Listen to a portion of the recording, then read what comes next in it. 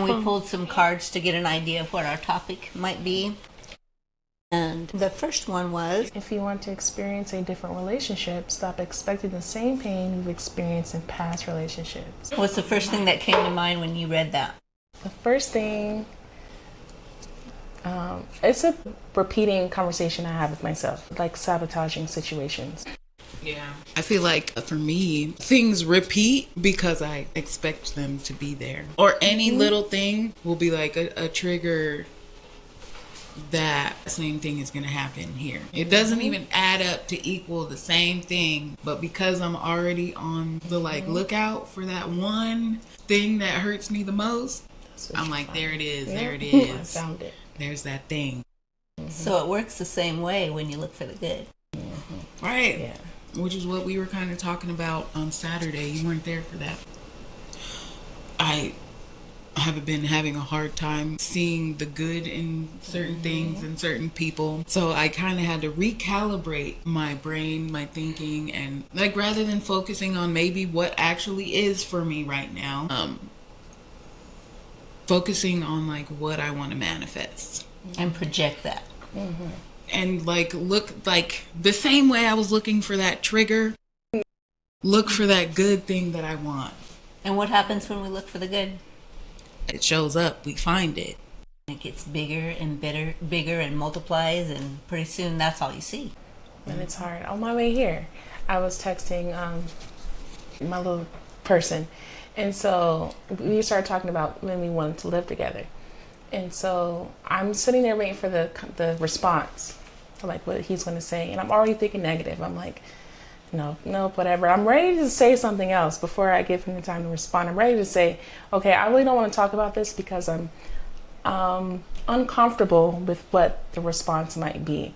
But I said, you know what? Okay, let's just give it. Why don't you just think positive?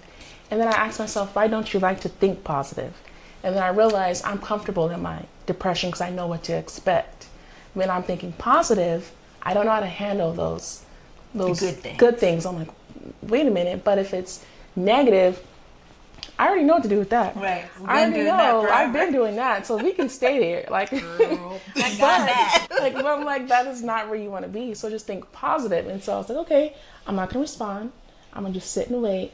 And then he was like, the response wasn't a good response. It wasn't something that I should have been stressing over. But I'm like, I need to practice not going back to whatever I'm comfortable at. And that's just being beat down.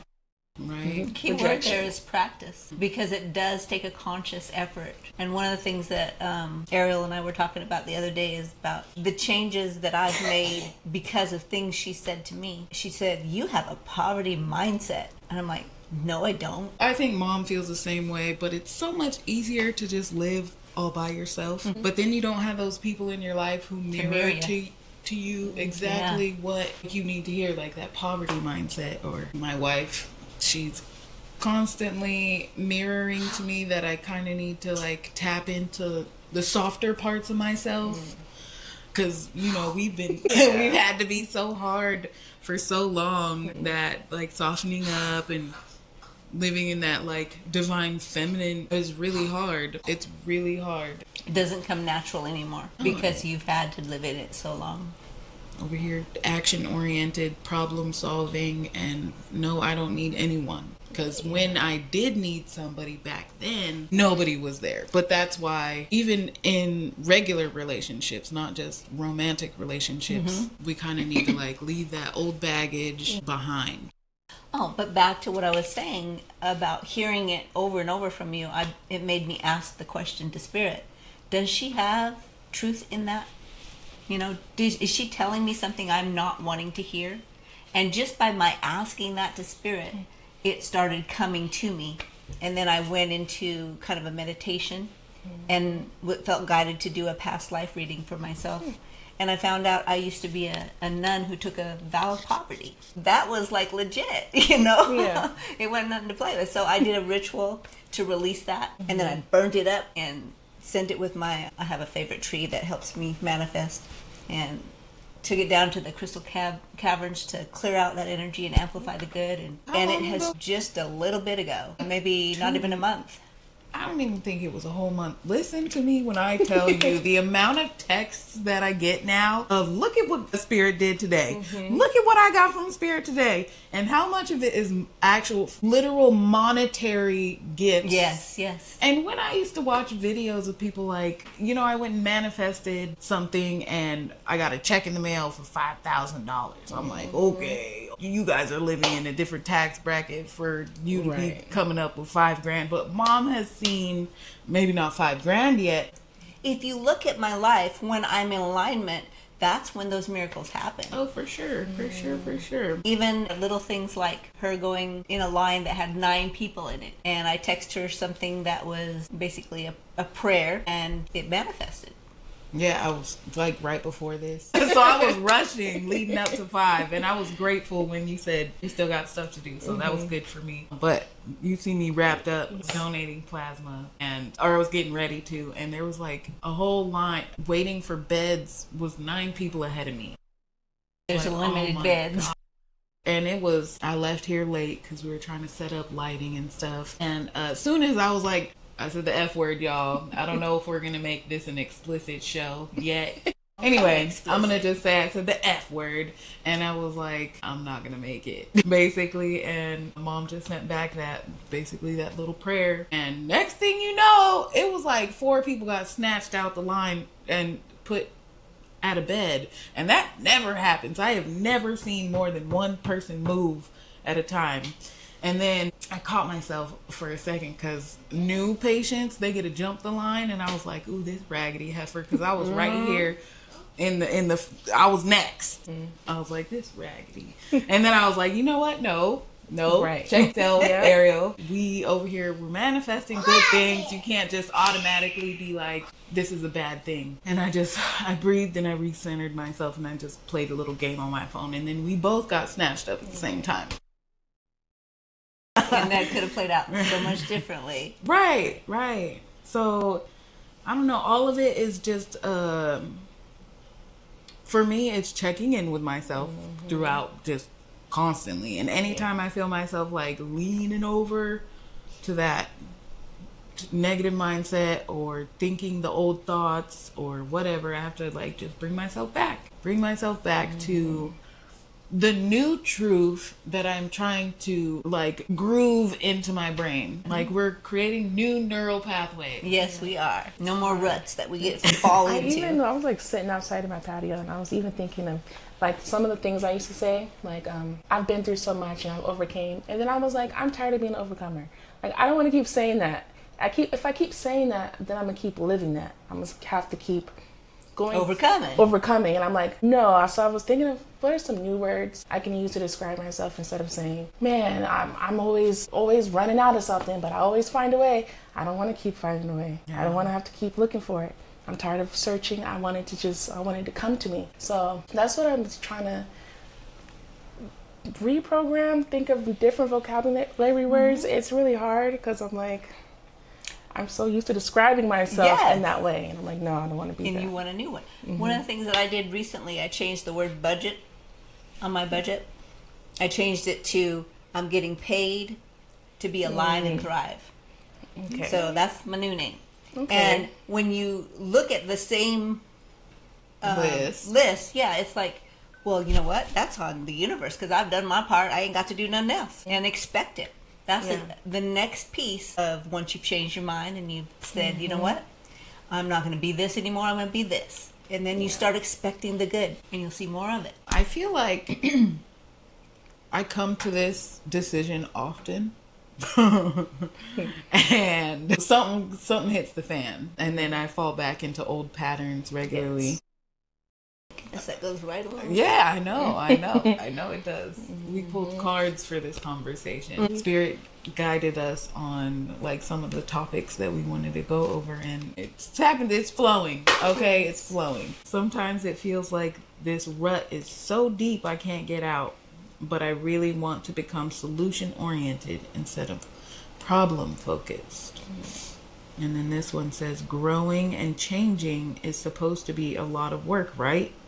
It's hard for me to grasp that less effort and more flow will get me where I want to go more quickly.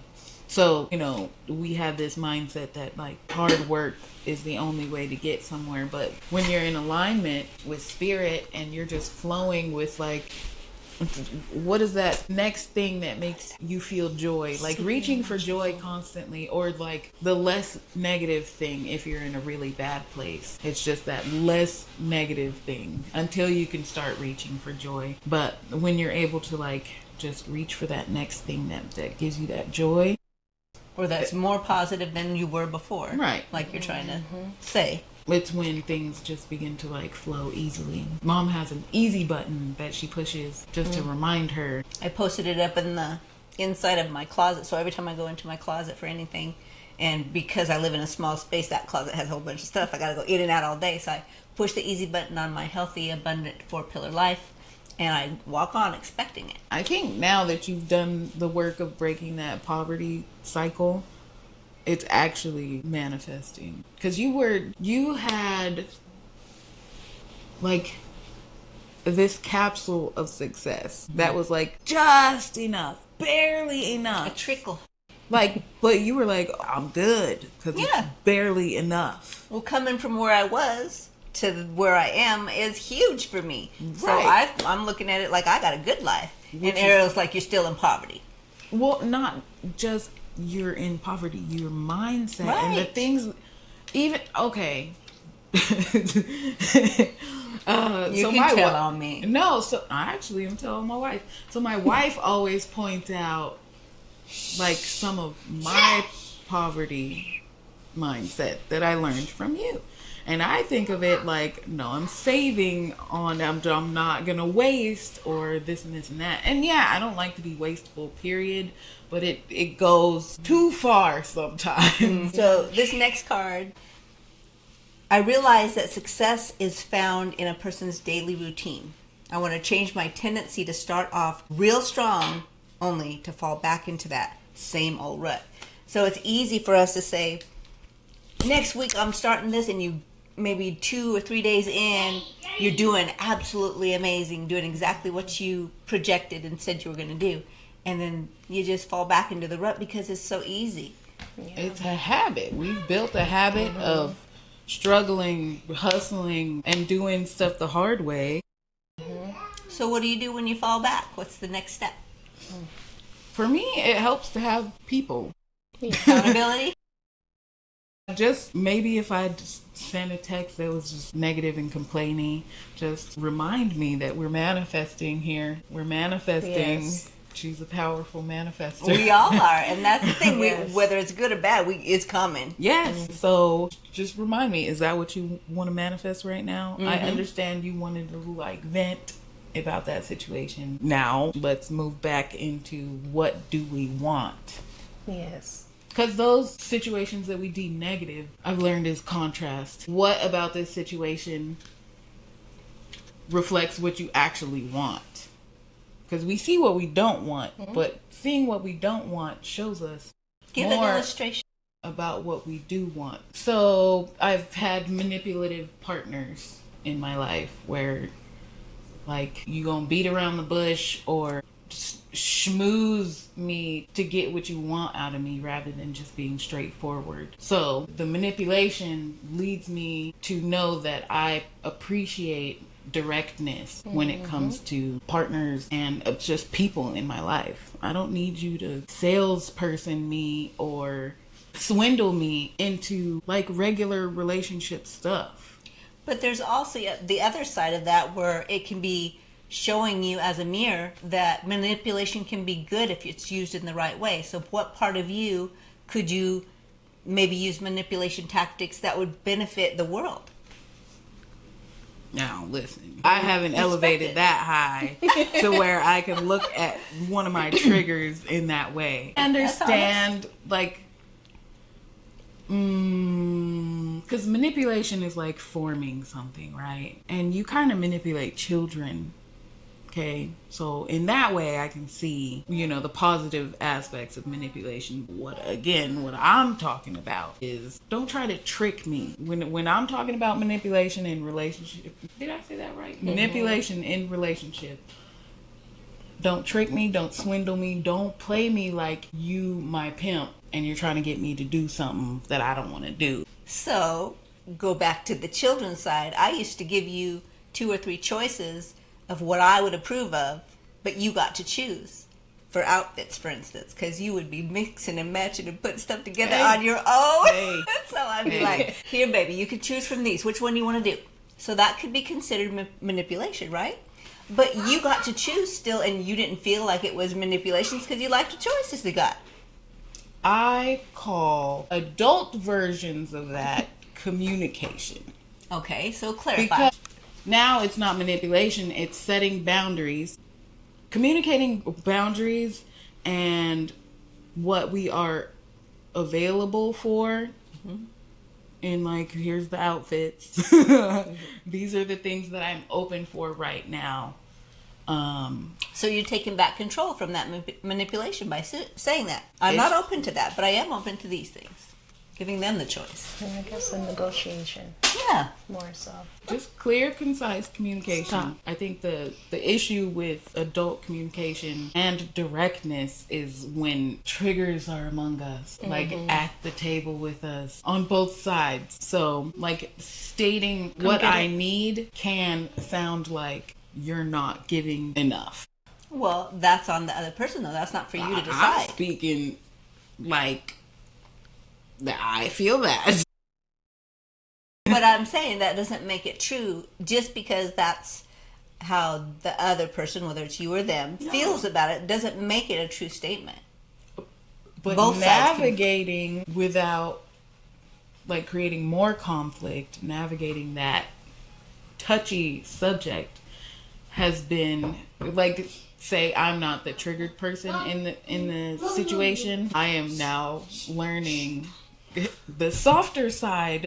Is that the softer side of Sears? I feel like that's I don't know. an old advertisement thing. It just popped up in my head. But anyway, bringing softness to a moment where, say, my partner is triggered, where I'd be like, girl, you better just figure that out, because that's not what I brought to the table. You went and found that in a basket somewhere, because that wasn't a part of this conversation. You brought that in here. How would you soften that? Let's hear it. How would I soften it? Yeah. I can see how you can perceive that. How it could feel that way. Like I said, I'm still learning. I'm in therapy at least. Gosh, that's one thing that I think I've talked to my mom and maybe my wife about. Is like I need like a black therapist who's gonna break it down to me the way that, in not such a mushy way sometimes. Like, I'm not customer servicing you right now. I want to talk to you like a regular human being. But I guess that's what? How does the customer service? What you were trying to relay, I see how that could feel. You could feel that way or whatever. How could that be reframed from the not so much? It is under construction. Still trying to figure it out. I don't know, because my person, he does that to me all the time, that customer service. I'll pour out my feelings, and I'm like, I'm feeling like this, and he'll hit me with I really appreciate you sharing how you feel. I'm sorry I made you feel that way. And I can tell he's coming from he's really concerned. But to me, I feel like patronized. I shouldn't, just because I'm feeling a certain way, that doesn't mean I project that on him. And I can really, I guess, try to soften myself to receive it in a way, but I can't, because I don't even know how I would like to hear it.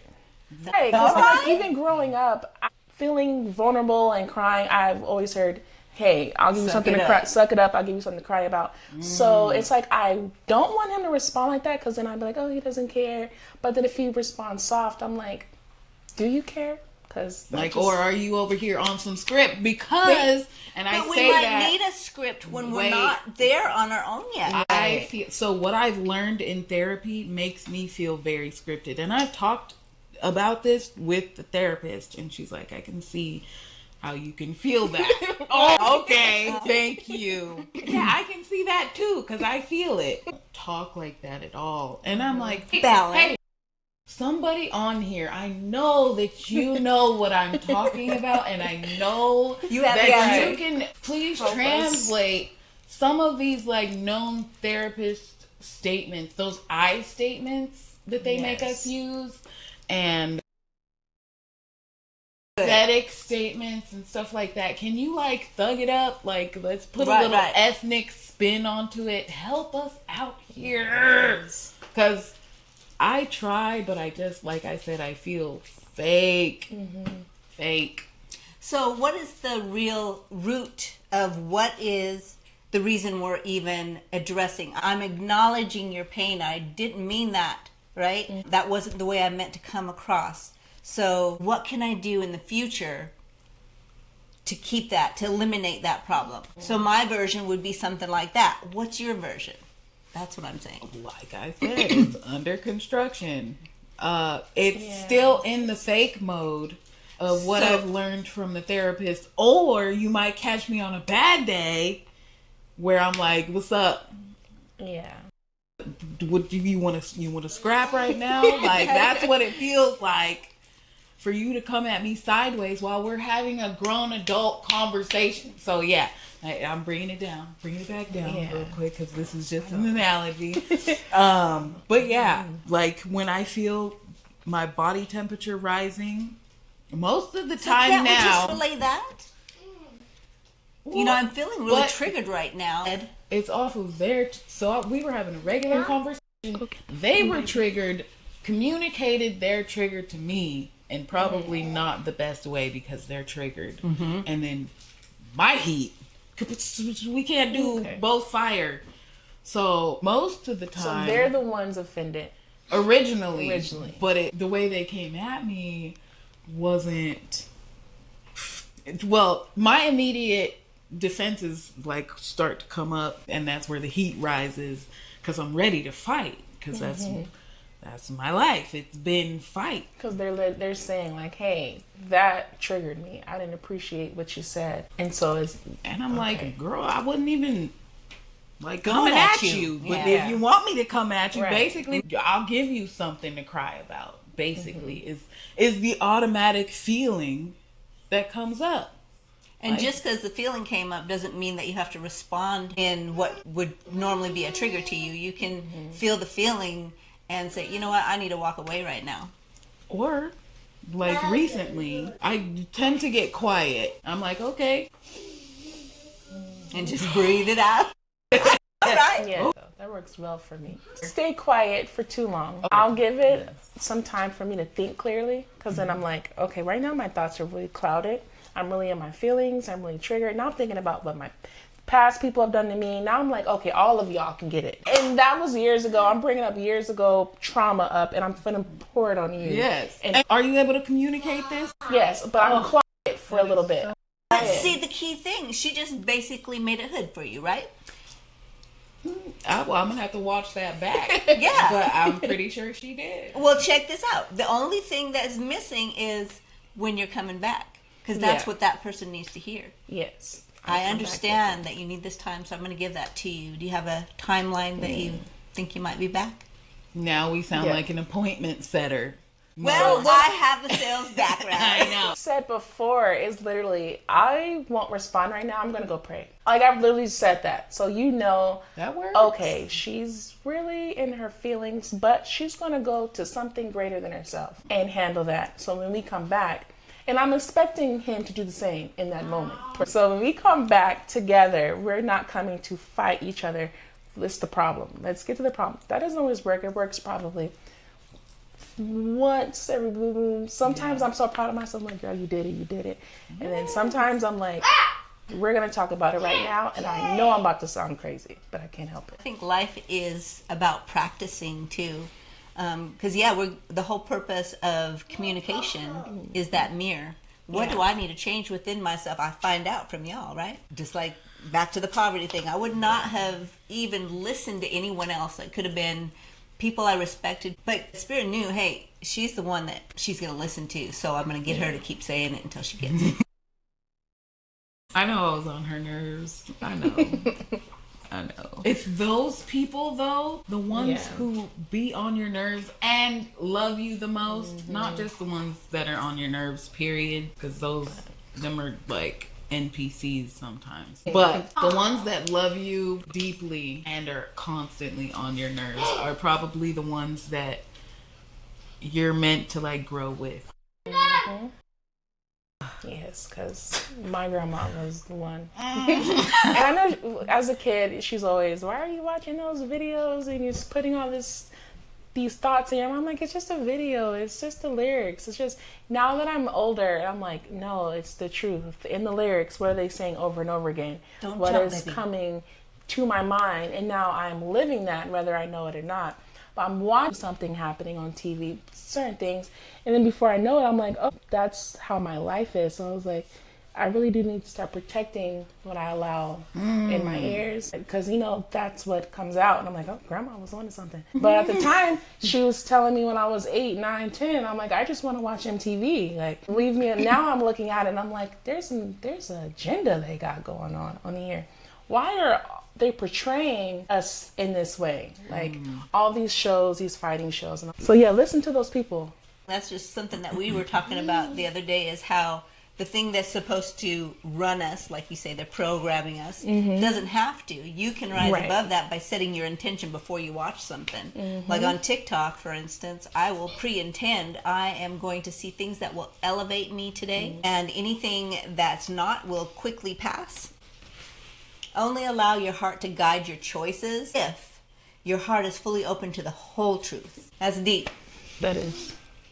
A lot of times we let our emotions rule our heart, and then we think we're making a heart-centered choice, and really we're not. The emotions are what are running us, and we're not getting any of the truth because they're just kind of clouded by those emotions. So when we want to make a decision from our heart, from my perspective, is you have to look at the logical side and see, is there any part of this that's true for me right now?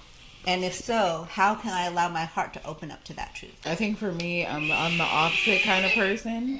I get caught up in the logic side so much so that I forget that the people around me, namely my wife, are in the emotional part, and I come across as like a very cold individual in those moments, even though that's not where I'm still coming from, like a good place. It's just like a very sterile, logical, like, you're not dying now, so we're good, right? We're good. You're not dying. I've bandaged your finger. That was like a literal situation where... Are you sure you should be telling the story? Yes. Okay. I'm the bad person in this story. Well, quote unquote bad person. Yeah, there's my not. wife cut her finger pretty badly trying to catch a knife. Don't catch knives. Move your feet. She was protecting. Move your feet and let them fall. Don't have your dogs in the kitchen. That's why she was trying to catch the knife. Anyway, this was like Easter. Was it Easter? Was this like 2 years ago? Lord. Because we coming up on Easter again. It was like Easter or Mother's Day, Christmas, because her mom's... No. Like I said, it was Easter. I was making deviled eggs. That's all I know. Okay? I was in the middle of something. We were hustling, trying to get stuff done. And I was so caught up in the, like, let's get this stuff done, that she cut herself. She was in a lot of pain. I immediately went into emergency responder mode and did that sort of stuff.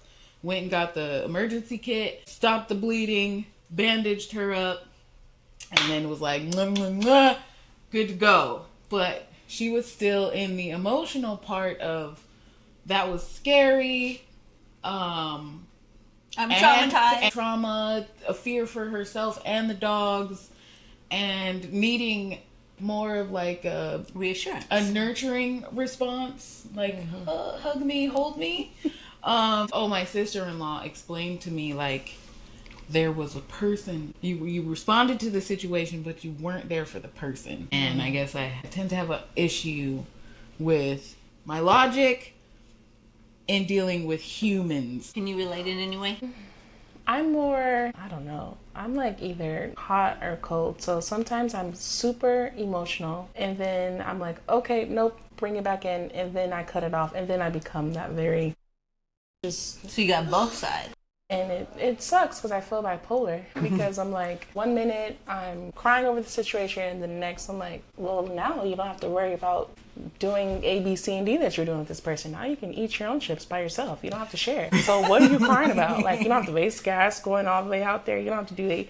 And then I'm like, but, so then I get back into the emotions. And so it's like I need to find a balance that helps me deal with the person. And because I think that logical side of, even in situational, is important because when you're too emotional, me, I probably wouldn't have even thought to get a first aid kit. I would have just been straight to the person, like, oh my gosh, and now you're bleeding to death because I didn't even think logically in this situation. You're hurting. What can I do to help you? Instead of, now I'm sad and scared. Now I need you to help me. Right. Like, help me get through So what now I we just need saw. a third person. Yes. To come rescue both. Yes, to come get us both off the floor. 'Cause, like, we're just blood everywhere. I am definitely good in an emergency. I did go to her first. It is definitely masculine energy. Action oriented, and you kind of have to skip the emotions in that moment, but then to come back to them once that's solved is the key, right? Yeah. And remember, there's a heart that's bleeding too. I unfortunately have like compartmentalized what, and this is the only way I can say it, just to spit it out. I've compartmentalized what age groups are allowed to do what. Children are allowed to like have really big emotions and be dramatic about a situation because they haven't learned how to deal with stuff yet. Like, this pain is really big to them. Okay? Teenagers are going to be dramatic about stuff just because like it's a new level of things. Probably like relationship situation is more dramatic for them because they're just learning that piece. Like, if I feel like once you're an adult, you should have already come across this, and it's very judgmental of me. I'm not saying this is good. This is. We're having therapy right now. Yeah, we're being therapy. Real. Of course, like an adult, you should be able to handle this like an adult. But some adults were given the space to not be so contained. You know, like I grew up, like in my childhood, I wasn't allowed to have those big emotions. Like, girl, sit down, shut up. Again, I'll give you something to cry about. And then like once you get to, you're old now, you can have a little bit more leeway again. But there's like this big gap of like, if you're over 30 and under 75, 80, depending on like if you have dementia or not, you don't get much grace with me. And I don't know if that's from childhood and not having as much grace with certain people, but I feel like because I have to be so contained, so do you. And if you bring me your emotions instead of handling them yourself the way that I do, again, we're in therapy, then I get sort of resentful over, don't bring those over here. I don't even know what to do with my own. To handle that, I'm gonna handle mine. We'll come back together when we're settled. So I'm learning now through therapy and just watching videos and stuff about like co-regulation and stuff like that, and just healing all of those things that were programmed into me as a child and over many years of rough life. So yeah, that's a good awareness though, because we don't get any grace. Because if you are at this age and we're telling ourselves, hey, like you said, I need to get it together, so you need to have that same little voice in your head, you need to get it together. Or maybe we need to reprogram that voice and say it's okay not to have it together and give ourselves grace, because that's what I'm kind of hearing coming from you, is like you're not giving yourself any 100%. Grace. And it's almost like you expected me to give it to you. I don't even give it to myself. Right. Like, how dare you? Because you have to make sure you're okay. The things we've gone through, just the time and all the have to check your emotions, put them in your pocket. They're done. Yeah. Don't deal with it. But now let's maybe practice giving ourselves grace so that we can give it to others, because I do find myself being a little insensitive to some, even though I can be very sensitive. Sometimes I cut it off, and then I do get that, oh, you seem so detached, you seem not approachable, you seem, and I'm like, it's not even really just towards you, it's towards myself as well. I feel detached from myself at this moment, so how can I relate to you? How can I be there for you when I'm sitting here trying to figure out, all right, what are we going to do with these emotions? There's a lot of them, but these people want you to smile and they want you to have fun and just, be this friendly person. I'm like, I just can't do it. But we have to figure that out. And I don't know where to start, I guess, but to talk about healing. Yeah, that's a good place to start. And feeling the feeling, and then also clearing that energy from your body, so you have make space in your body for the new thing that you're trying to manifest in its place. Triggers for me have been over time, thank God, because otherwise I'd be a hot mess trying to just throw everything away, But, you just get one thing at a time usually to deal with that needs to be handled. Like the poverty thing, I was like, I started with acknowledgement, asking the question, and then writing it out, clearing that energy that way with the ritual, but then clearing it from my body. Your fascia gets so tight in your body that it holds pain in, and you can't get it out. Yeah, it's interesting how much emotion gets stuck in the body, and things like yoga and basically getting into your body, focusing on your body can actually help you start the process to working through those emotions. I think the biggest thing, and it's kind of difficult for me, is to drop out of the brain. Drop down into the heart, which is held in the body. So yeah, move your body, go to some yoga classes, watch some videos. This past, I went to church and he was speaking about that. The pastor was talking about, like you said, he's literally said what you just said. And he was like, in your heart. He said, you guys sit in here and you guys clap. He said, that's great, but you need to release it. You need to scream. He was like, dig deep down in there and release it and let it out. And so I was like, oh, you scream? I'm not allowed to scream. So a lot of other people, just started kind of releasing. And I was like, I'll try it. Because, like when you're angry or we let out a lot of any type of emotion is we're yelling. So I was like, okay, I'll give it a shot into just, because I do remember one time when I let out just a good cry, like a good loud from my belly, like a baby. Like, I don't know, that was the only time I could feel as an adult I cried like an infant baby. And it felt so good. It was emotions it was like overwhelming. It was almost like I can just feel everything boil out of me. And I was like, I need that again. Like, I need to dig deep in. I can feel my body is just not as relaxed. And like you said, I got to start doing something because it's affecting literally how I wake up. I wake up hurting. My body hurts. And I'm just like, I can feel the stress in my chest. I can feel it in my hips. I was like, I got to get into something because it's stuck in there. Yeah. The fascia is one of the ways to do all of that. And then I also do for myself on Sundays as my spiritual bath. I combine a whole bunch of things, but I also change it up a bit depending on what my motivation is for that week. And sometimes it's opening my heart. Sometimes it's clearing the pain in my muscles. Sometimes it's creating space in my mind for the bridges to be going over those ruts that I've created over time. Rituals help keep me sane. Just like we were talking about today, she said, go fill this water jug up and tell them why that is. Because mom speaks to the water, like blessings. And so I have some cheap water filter. It's not like a full RO system. And I used to have an RO system. So I'm like, this is some janky water, not good. But then mom one day, like a couple weeks ago, filled it and was like whispering to the water. I was like, what is she over here doing? But I know her, so I'm like, she's over here blessing the water. And I have been tearing up water these last couple of weeks because after that water was gone, now I'm like, I thank you, I love you to my water. Like every time, like I'll do it into the jug, put the lid on, put it in the fridge, and then whatever I'm pouring it into, I do the same thing. And I don't know if y'all have seen the thing about snowflakes or whatever. Scientists have done stuff where they wrote bad words on like water before they put it in the freezer.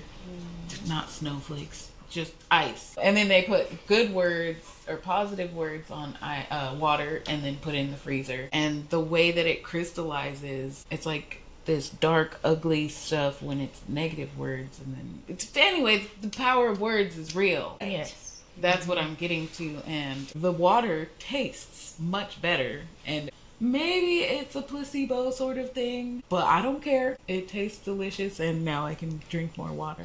And we're in Arizona and it's hot. Right. So there we go. It's no different than blessing your food. I've written ritual and I burn it and I send it to my tree or whatever, and then I always say just bless it the way I intend, or bless it the way I intend, and so mote it be and so it is Ashe. When you do that and you have that intention, it changes the food too, and it changes the way it affects your body. Right. Mm-hmm. Speak good things over your food, whether you pray or whether you do other sort of rituals. Speak good things over your food. Yes. And I have been doing that over my thyroid medication, and my thyroid amount that I have to have for the medication has gone down from 100 to 88. I'm like, I'm blissing this medicine every time now. Mm-hmm. Yes. So I'm a living testament that it works. Another card that we got today is about stacking momentum by including small details on your daily list. So it could be something as little as waking up with the intention to speak love and light into your life. It can be something that simple, and you just check it off your list. And by doing that with those small details, it actually builds that success feeling in your body. Do this one.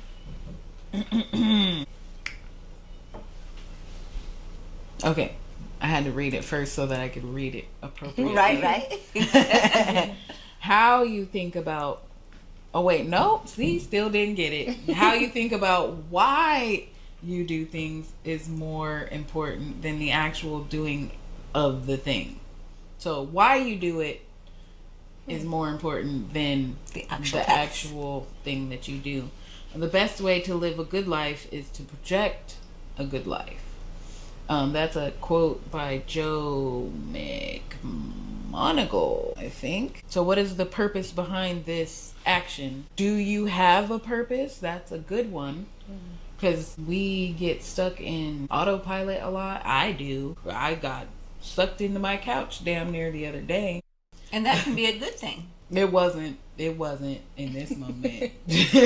But it had been a long day, so perhaps I needed to rest. But girl, get in the shower and go to bed. That's what I actually needed to do. But I went into like doom scrolling instead. Oh, well, that's no fun. God. But please doom scroll on our page. Please do. Right. No, get the doom out of it. Don't doom, but to come get some love and light. Love and light, yes, definitely. But yeah, make sure there's a good why, because you want a good life. So that's just something to think about and consider, and I'll definitely be reminding myself of that over the next few weeks and doing my best to create a habit of what is my why and making sure that it is a good why.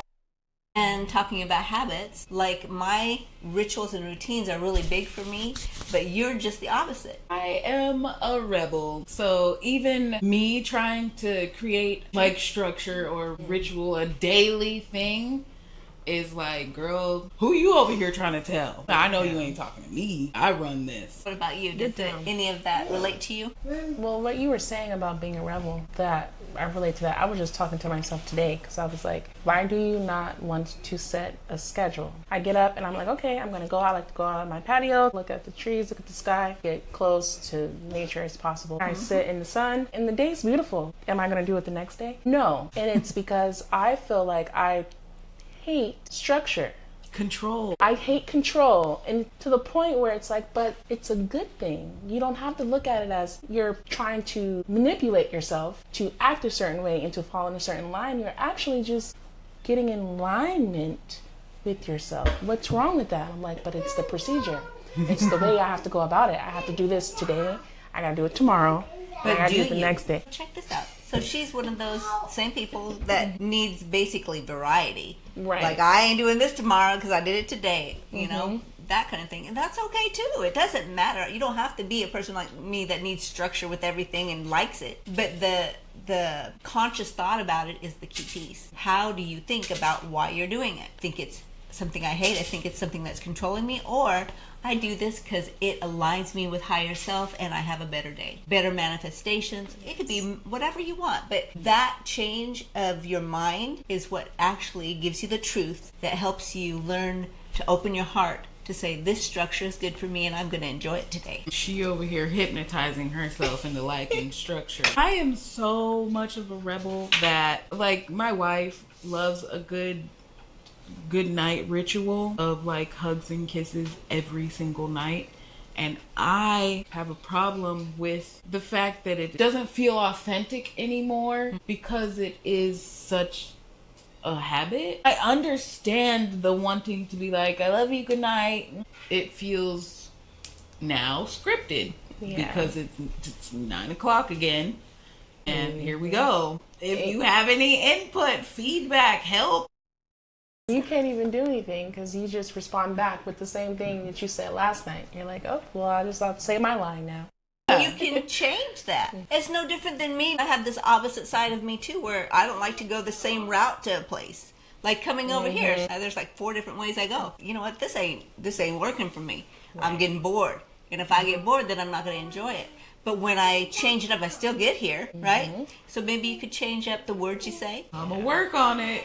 The key piece is, again, the mindset and the choice, though. For me, when I see the progress of something that I'm doing, it helps me keep doing it. For instance, I wake up, let's go the other way, since we don't like structure. So I also intend when I go to bed.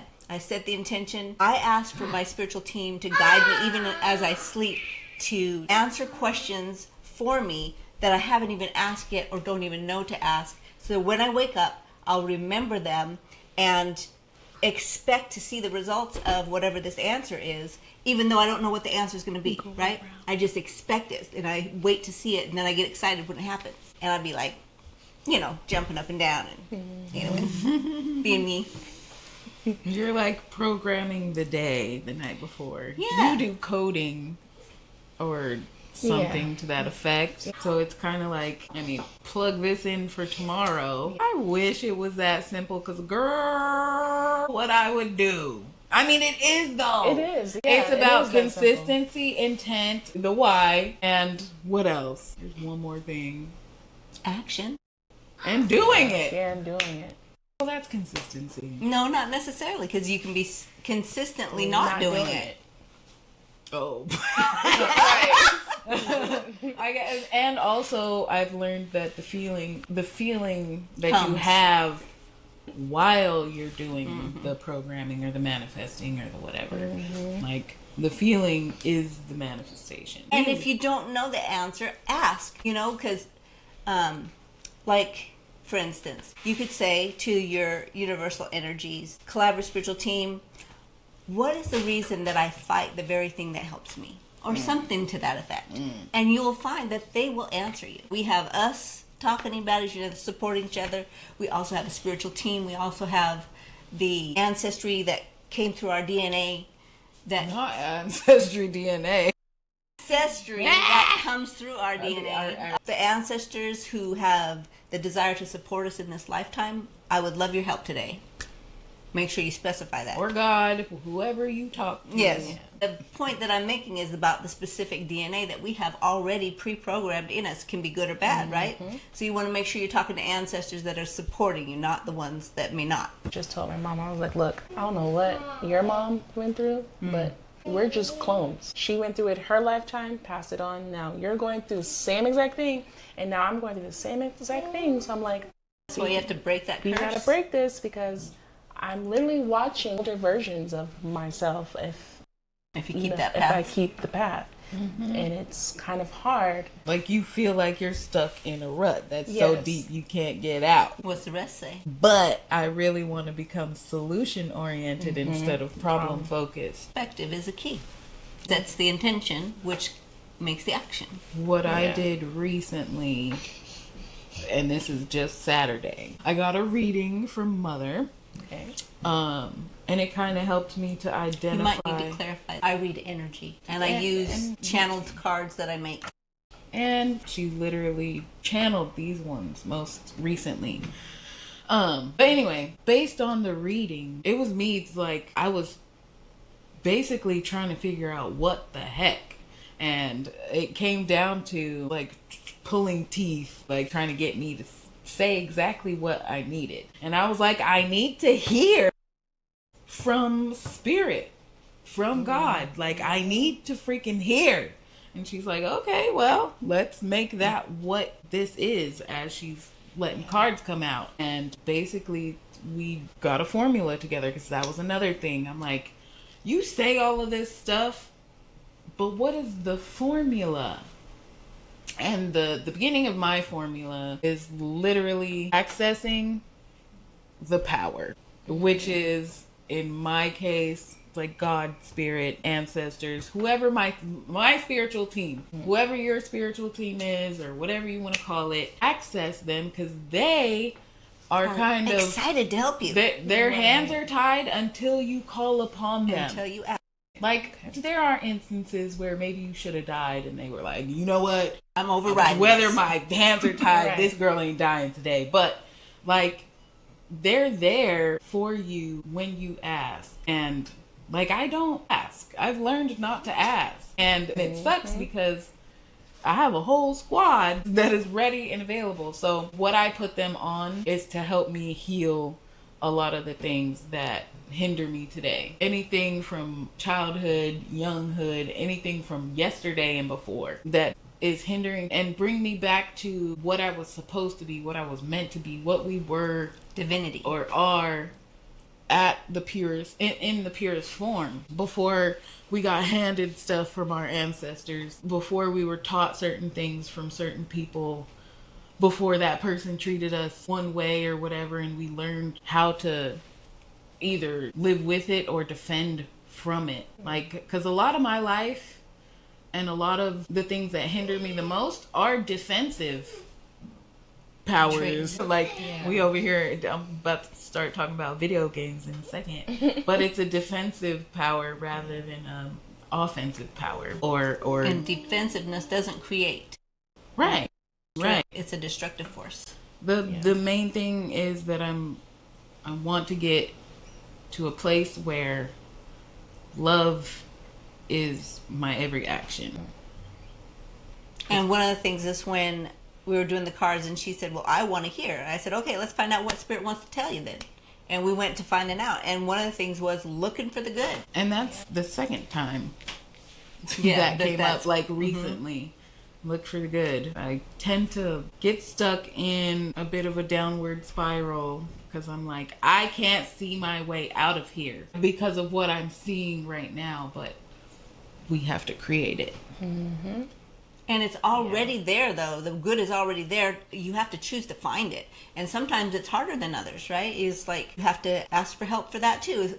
Collaborative spiritual team, help me find the good today so that I can focus on that and make it bigger than life, right? So when we do that, make that choice to connect with the help that we have available, it makes it so much easier. So we're never just stuck trying to find it and can't find it. We have help. I don't like to ask. I got myself here. Let me figure it out. Then I start feeling selfish. Like, how can I ask for help? I did it to myself. Hearing you say that, like, you got this team that are ready for you to call out.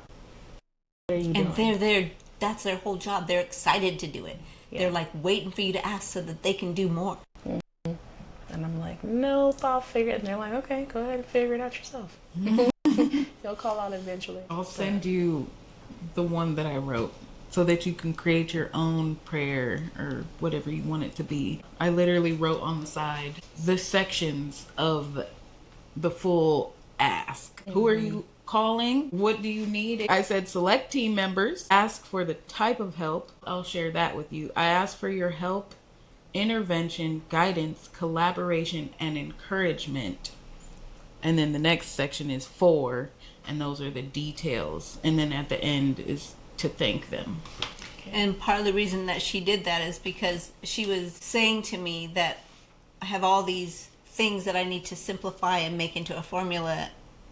And I'm like, I have no clue what that means. And I said, maybe that's for you to do. And so she's basically doing it. What I found is the formula is different for me based on what I'm going through, or the season I'm in, or how stuck I am, or how much I'm feeling pain. Because pain is just your body telling you, hey, you need to do something about this crap that's in you so that you can release it and be free. I have a metaphysical book that tells you, like, if your health is doing this, this is what it's telling you. And it helps me so much to know how to compress time and release from all the different lifetimes that trauma, that pain, so that it can be released in this lifetime. Because we have lived many lifetimes that a lot of people don't understand how that carries over in your DNA, and you come here with that. You might have a certain mission that's different than the last one, but that DNA has accumulated. And so it would benefit you to find out what's repeating, what's that repeating pattern, and how do I release that? I used the formula a couple of times, and each section changed, except for like who I'm calling on. For those of you who are, religious, spiritual, you might be calling on God and the angels. It's whoever you Holy choose. Spirit. Holy Spirit. There you go. I know I was raised up a Mennonite, so I've had a lot of that religious training. That's not for me anymore, but the spiritual side has never left me. I guess that's my sign to call, to reach out. Because when you ask, it's already given at that moment that you've asked. Now you just have to align with the thing that you asked for. And a lot of times that aligning is just what's keeping it on the other side. Like, it doesn't come into 3D, because just like I wasn't aligned because I had poverty mindset, all those things that I've been manifesting are still over there, right? The minute I say, well, I'm going to choose to be free, and I get free, then it can come to me because I'm aligning, and there's space in my body because I've released that trauma. Sometimes when I get myself in those bad thoughts, I ask myself, what reality do you want to live in right now? Because you can time hop right now, and you can go live a terrible life. Is that where you want to live? Because that's how quick it happens. I said, as you look at it as, we've seen the movies where they're actually literally going through tunnels and stuff. I said, no, it's just like this. Which reality do you want to have right now? I said, so be careful what you ask for. And I say this, I have these real conversations. I look in the mirror and ask myself, what do you want to do? But it's still that, like, the consistency, the determination, just everything to put forth and do it and say, okay, I don't want to live in that reality. I don't want to live with those negative thoughts, because those can be that can be reality. I don't want to live with all those, I make it through anything, I'll always overcome. I don't want to always overcome right now. Right now, I want to already overcame. I already did it. It's past tense. And now I'm living in just the abundance. Yes. Why are we still talking about what we want to continue to overcome? Like, so I'm like, just pick and choose, Tiana. But what do you do when you set that mindset, I'm going to do different, and you fall? When I fall, I can get really hard on myself when I fall, because I'm like, but you know the answer. You said it. Why did you do the opposite? But lately, I have been practicing grace. But not too much, because like I said before, I'm either all in or not. So if I give too much grace, then I'm like, oh, it's okay, girl. It's not. I need to have grace and feel like it's okay to fall. But let's not aim to fall, because you know you're going to forgive yourself. Yeah. Ariel, again, here she's my little mirror, told me, she said, you would not talk to me like that. All the time. What would I say if it was her? And then I actually usually write that out, so that I can see it, touch it, feel it, so that I can get it. I swear the fact that I would not treat someone else that way, but I treat myself like that, has helped me learn to, like, love me in spite of me. You know what I mean? Like, the way that you would love other people. yes. Right. She's just so rude to herself. I'm like, I recently asked Spirit to show me what it was like to be adored the way I adore. And I have been getting all kinds of wonderful things that makes me happy. I'm telling you, every day, sometimes multiple times a day, I'm getting texts about all the good things. Out to the garbage the other day, and there was this TV sitting outside of the garbage. So it wasn't in the garbage, it was on the side of the garbage. And that gave me a clue. Maybe I should check this out. So I picked it up, drug it all the way to the house, and plugged it in, and was like, oh my God, this is such a blessing. So I didn't even know that I manifested that. You are not in it alone. We're all here to help you, and that's why we're doing this Real Talk. Yeah. Yeah. Mom, you're trying to name it Real Talk? I think so. No. Riel. This isn't just my talk. Oh, it is. You're the one who manifested this. Yeah. We're just tag along. Yes, we are. So. Mm-hmm. Yes, y'all. Encourage her. I like that with the spelling. Definitely comment if anything Resonates. is helpful. If you have any of your own gems to share with us. What topic you might want to hear next? If you want to schedule a reading with this woman over here, Oh, that too. definitely hit us up. I'll put some info for you to do that. We do readings either in person or over Zoom, so it doesn't matter where you are as long as you got a computer or a phone. So yeah. I think that's Our end. That's a wrap. It's been real. I like it.